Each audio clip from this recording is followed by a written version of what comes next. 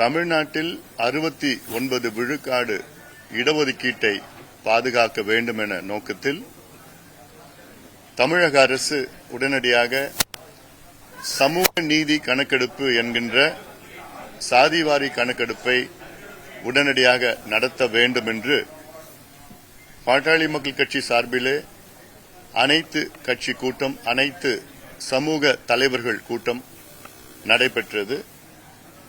இதில் தமிழ்நாட்டில் உள்ள பெரும்பான்மையான கட்சிகள் சார்பிலே தலைவர்களும் பிரதிநிதிகளும் கலந்து கொண்டார்கள். ஒருமனதாக தீர்மானம் நிறைவேற்றப்பட்டது. இந்த தீர்மானத்தில் தமிழக அரசு உடனடியாக தமிழ்நாட்டில் சமூக நீதி கணக்கெடுப்பு என்கின்ற சாதிவாரி கணக்கெடுப்பை நடத்த வேண்டும். அதில் வருகின்ற நிதிநிலை அறிக்கை கூட்டத்தொடர் பட்ஜெட் செஷன் சட்டமன்றத்திலே ஆளுநர் உரையில் தமிழக அரசு கொள்கை முடிவாக அறிவிக்க வேண்டும். அதற்கேற்ப ஒரு குழுவாக சென்று முதலமைச்சர் மாண்புமிகு திரு விஜய் அவர்களை நேரிலே சந்தித்து இதை வலியுறுத்த வேண்டும் என்று ஒருமனதாக தீர்மானம் நிறைவேற்றப்பட்டது. தமிழ்நாட்டில் சாதிவாரி கணக்கெடுப்பு நடத்துகின்ற அவசியம் முக்கியமானது. இந்தியாவிலேயே ஒரே ஒரு மாநிலத்தில் மட்டும்தான் 50 விழுக்காட்டிற்கு மேல் இடஒதுக்கீடு வழங்கப்பட்டிருக்கிறது. தமிழ்நாடு மட்டும்தான் 69 விழுக்காடு இடஒதுக்கீடு.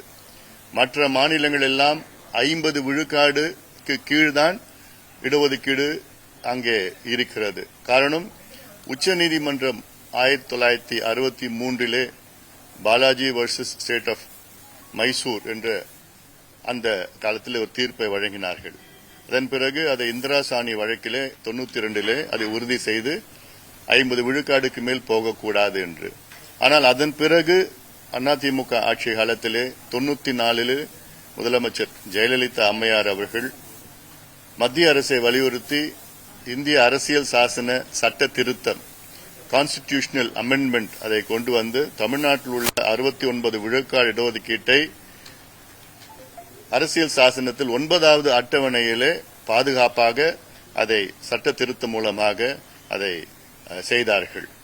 அதன் பிறகு அந்த 9வது அட்டவணையும் உச்சநீதிமன்றம் அதை நாங்கள் ஜுடிஷியல் ரிவ்யூ செய்யலாம் என்று அப்பொழுது 2008 தலைமை நீதிபதி அவர்கள் செய்தார்கள், சொன்னார்கள். அந்த அடிப்படையிலே 2010 ஒரு தீர்ப்பை வழங்கினார்கள் அங்கே இந்தியாவின் உச்சநீதிமன்ற தலைமை நீதிபதி. அந்த தீர்ப்பின்படி தமிழ்நாட்டிலே ஓராண்டிற்குள் சாதிவாரி கணக்கெடுப்பை நடத்த வேண்டும் என்று ஆணையிட்டார்கள். ஆனால் அதை நடத்தவில்லை, அந்த சூழல் நடத்தவில்லை. அதன் பிறகு 2012 பல வழக்குகளை போட்டார்கள். அந்த வழக்குகள் கடந்த வாரம்தான் உச்சநீதிமன்றத்திலே முடிவடைந்தது. காரணம், அந்த வழக்கை போட்டவர்கள் அவர்களுடைய படிப்பை முடித்து விட்டார்கள் என்ற நோக்கத்திலே அந்த வழக்கை முடித்து விட்டார்கள். ஆனாலும் இன்னும் 2-3 அந்த மைய வழக்குகள் இன்னும் நிலுவையில் இருக்கிறது. இது பொதுநல வழக்குகள். இது எப்போனா வரும்.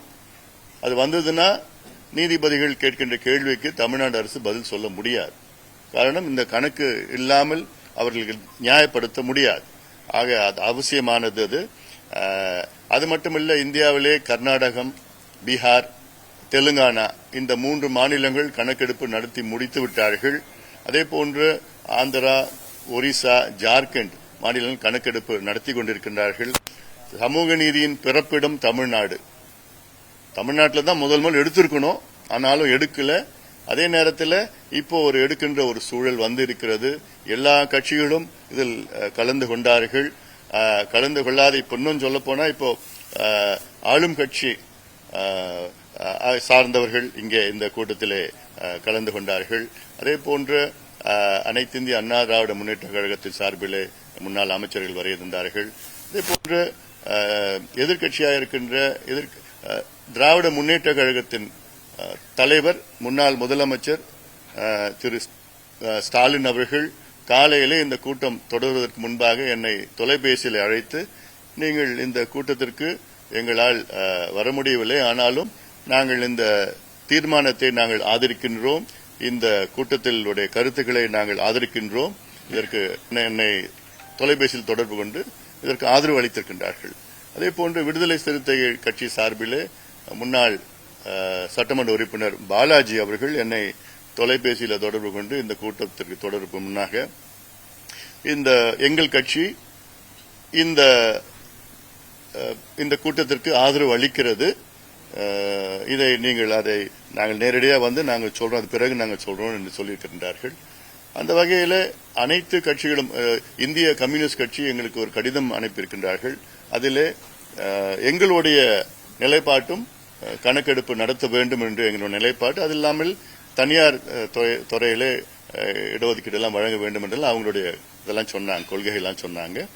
அப்போ அது போன்று பார்த்தீர்கள் என்றால் தமிழ்நாட்டில் உள்ள 99.9 விழுக்காடு கட்சிகளும் அத்துணை அமைப்புகளும் தமிழ்நாட்டில் உடனடியாக தமிழக அரசு ஜாதிவாரி கணக்கெடுப்பு நடத்த வேண்டும், 69 விழுக்காடு இடஒதுக்கீட்டை பாதுகாக்க வேண்டும், சமூக நீதியை நிலைநாட்ட வேண்டும். சமூக நீதி நிலைநாட்ட வேண்டும் என்றால் இடஒதுக்கீட்டுக்குள்ளே வேற்றுமைகள் இருக்கிறது.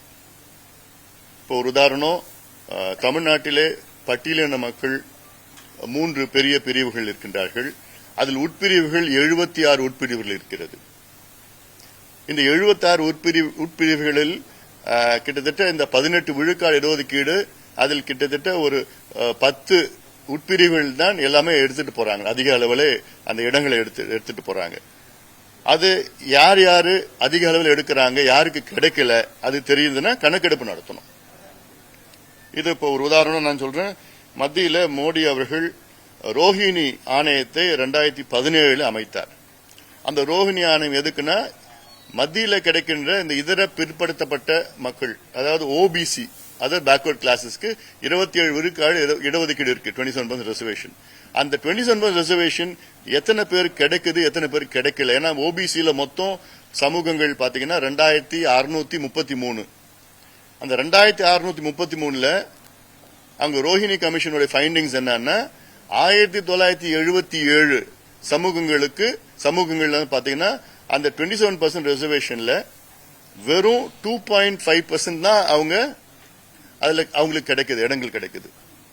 மீதி இருக்கிற கிட்டத்தட்ட 656 சமூகங்கள் 97.5 விழுக்காடு இடஒதுக்கீட்டை எடுத்துட்டு போறாங்க.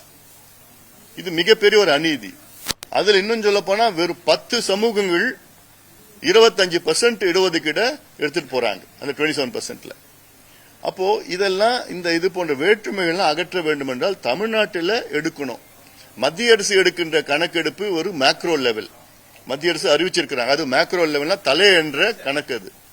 ஆனால் உங்களுக்கு உண்மையான சமூக பின்தங்கிய நிலை தெரியும்னா இப்படி மாநில அரசு தான் எடுக்கணும். இப்போ உச்சநீதிமன்றமும் சரி உயர்நீதிமன்றத்திலையும் எத்தனையோ இடஒதுக்கீட்டை ரத்து செய்திருக்கின்றார்கள், தடை கொடுத்திருக்கின்றார்கள். காரணம் என்னன்னு சொல்லியிருக்காங்கன்னா எங்களுக்கு ஜஸ்டிபிகேஷன் இல்ல, எண்ணிக்கை மட்டும் போதாது, அதுல சமூக பின்தங்கிய நிலை தெரிஞ்சாதான் அது இடஒதுக்கீடு நீங்க வழங்க முடியும் என்று உச்சநீதிமன்றம் பல தீர்ப்புகள் வந்திருக்கிறது. பீகார் தீர்ப்பு, பீகார்ல கூட அங்க பாப்புலேஷன் பேஸ் பண்ணி தான் கொடுத்திருக்காங்க. ஆனா அவங்க என்ன சொல்றாங்க, நீங்க சோசியல் பேக்வர்ட்னஸ் சேர்த்து நீங்க எக்ஸ்ட்ராபுலேட் பண்ணி ஜஸ்டிஃபை பண்ணீங்கன்னா தான் நாங்க அந்த இடஒதுக்கீட்டை நாங்கள் ஏற்றுக்கொள்வோம் என்று நீதித்துறையில சொல்லியிருக்கிறாங்க. அப்போ மாநில அரசு எடுத்தால்தான் அந்த புள்ளி விவரங்கள் கிட்டத்தட்ட தெலுங்கானால 75 கேள்விகள் கேட்டிருக்கிறாங்க, 75 விவரங்கள் எடுத்திருக்கிறாங்க. அதுதான் முக்கியமானது. இந்த விவரங்கள் வைத்துத்தான் அடுத்த தமிழ்நாட்டில் 50 ஆண்டு காலம் இந்த விவரங்கள் வைத்து தமிழ்நாடு மிக வேகமாக முன்னேறும்.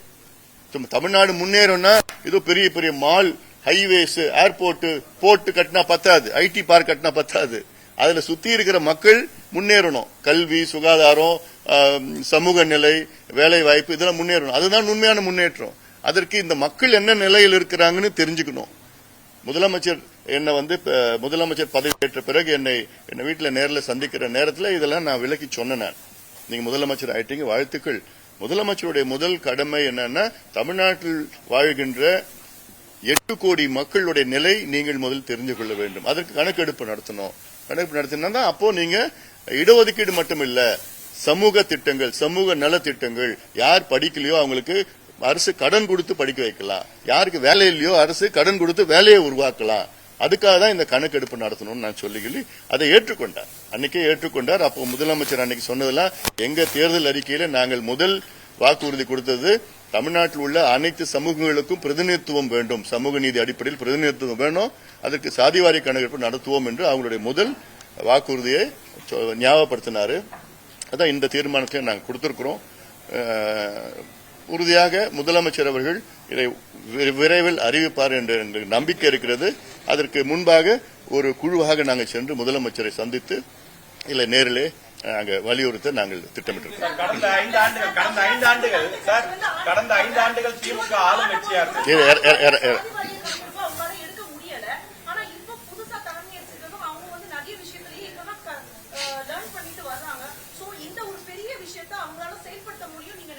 நிச்சயமா முடியும், உறுதியா முடியும். ஏன்னா இது ராக்கெட் சயின்ஸ் கிடையாது. இது மற்ற மாநிலங்கள் எல்லாருக்குமே எடுத்திருக்கிறாங்க. அதுவும் கர்நாடகாவில் 2 முறை எடுத்திருக்கிறாங்க, தெலுங்கானாவில் ரொம்ப டீட்டெயிலா எடுத்திருக்கிறாங்க, பீகார்ல எடுத்து கிட்டத்தட்ட 3 ஆண்டுகள் ஆகிறது.